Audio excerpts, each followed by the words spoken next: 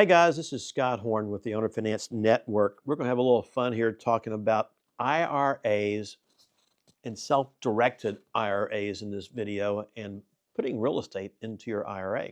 Now, if you like the video, take a minute and like it, y'all. Don't forget to make some comments below and take a moment, please, and join our YouTube channel as well. So I have been learning over the years how to navigate my IRA. And guys, I have a Roth self-directed IRA. And I think if you're going to be a real estate investor, either a small investor or a big, this is something you need to at least research and get an understanding of and how it can benefit you. Of course, there's a traditional IRA where you put money into it pre-tax. A Roth IRA you put in post-tax, meaning you already pay tax on that money. And you're limited to how much money you can fund into a IRA, obviously, whether it's traditional or Roth. The difference is when you take your money out of a traditional IRA, the money comes out taxable. And when you're working with a Roth IRA, the money comes out tax-free. And guys, that word right there should get you excited, tax-free. So I am a huge fan of the Roth IRA. And to be able to start it when you're young, to start getting dollars in there, because you need dollars within your IRA in order to navigate real estate transactions. So let's just kind of walk through the deal and how you might buy a property subject to the existing debt into an IRA. So you find a deal that's a good deal. Can your IRA buy that property subject to the debt?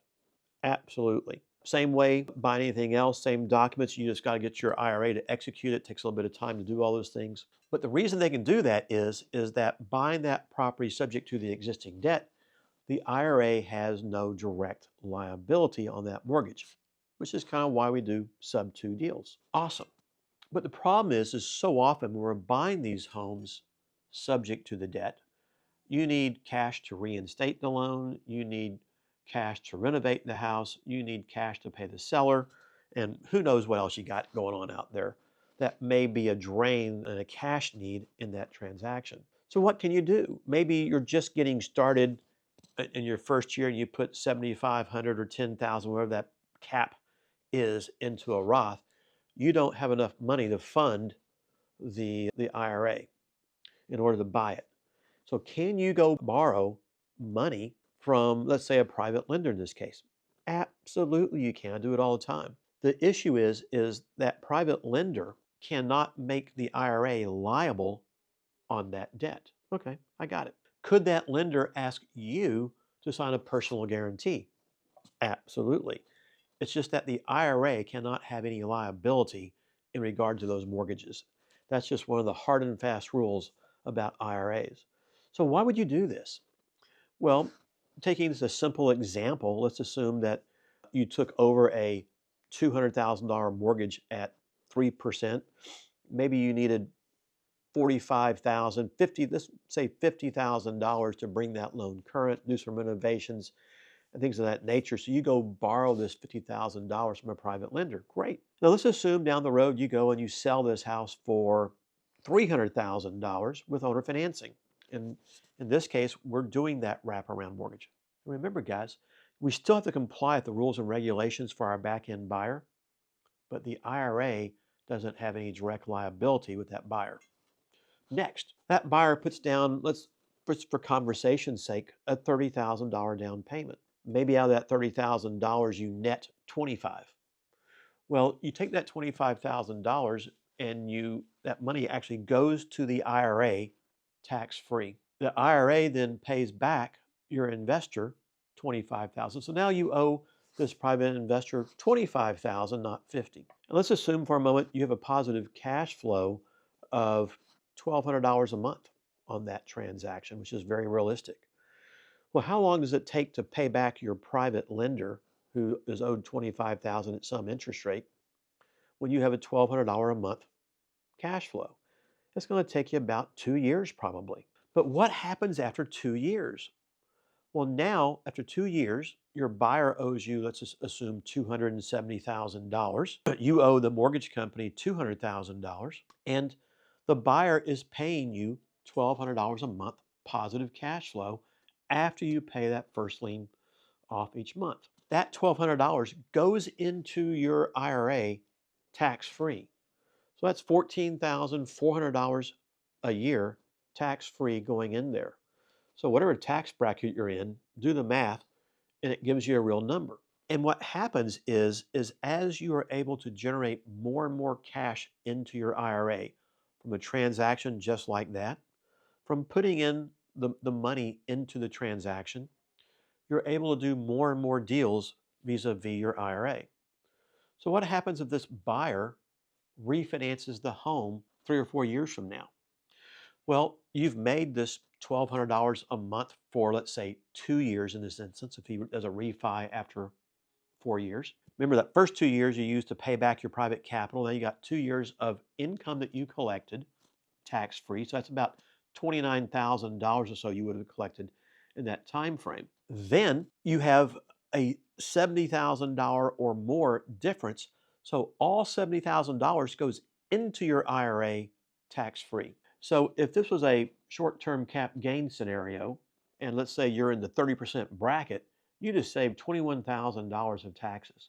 Okay, guys, that starts to add up exponentially.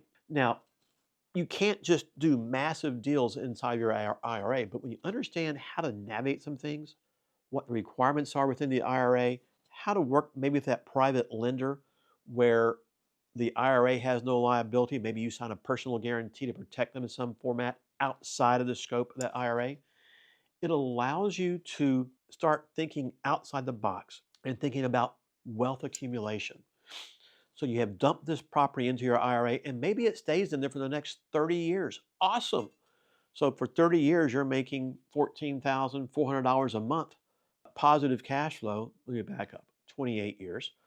That's a big number. Do the math, what that looks like, tax-free. Well, what if you did that just a few times a year? Not once a month. Just say you just did it 3 times a year.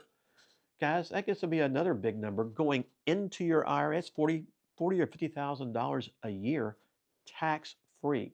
So again, if you're in the 30% income bracket, you save $15,000 in taxes every year that's going on. And take a moment and just think about that. How do I navigate these things? Who can I talk with? How can I do it? But what is the real advantage of doing this? It's all about this money going into this IRA tax-free so that when you pull the money out, guys, it is tax-free. And since the IRA owns the asset, you don't own it, it's not a lender or anything of that nature, it's able to take all those dollars from that transaction that is being accumulated tax-free. I buy notes into my IRA that give me a high yield in that instance and things of this nature as well. But you can play this game in the real estate industry so well, but you've got to get started. Don't wait until you're 60 to start doing this, although you could. Be thinking, how can I set this up? Realize it's not going to be instant gratification maybe based on how you buy that home, but it works. Could you use your IRA even and go to a bank and buy a property where you actually go to your bank to borrow money and the bank gets a first lien mortgage on that property? Yes, you can. It's just that that mortgage has to be a non-recourse loan to the entity. They still have their deed of trust on that property, meaning if you don't pay the bank, they can still foreclose and get the house back. They just can't go after the IRA for any deficiency or anything of that nature. Now, that bank is going to 100% definitely require you to execute a personal guarantee. They're going to want all your financial statements, everything else, depository relationships, yada, yada, yada. But it works. Take a minute, talk with your loan officer, see if they consider that. The primary thing is they're secured by that first lien on the property and they have your personal guarantee. That's what they're really looking for anyway. So learning how to play this game is awesome. Find that quality IRA company. Take a minute. Sit down with one of the administrators of the IRA. Walk through these things. There's so many things you can do. You can buy a corporate entity into your IRA. You can buy a land trust in your IRA. And there's some few different rules of how those are navigated, etc. And you need to become a student of that game as well. But when you start talking tax-free income, guys, it is like an inverted funnel where it may start small, but it just exacerbates itself over time. And those are things you really want to be looking at and doing, and you want to be doing it now, not tomorrow. So guys, I hope you like that little excerpt on IRAs, buying houses into your Roth IRA that is self-directed, that you can control the transaction. Yeah, it takes a little bit of work, but it's an awesome tool to utilize in our industry. So if you like the video, y'all, take a minute, like it, please. Don't forget to comment. Go join our YouTube channel, and we'll see you guys next time.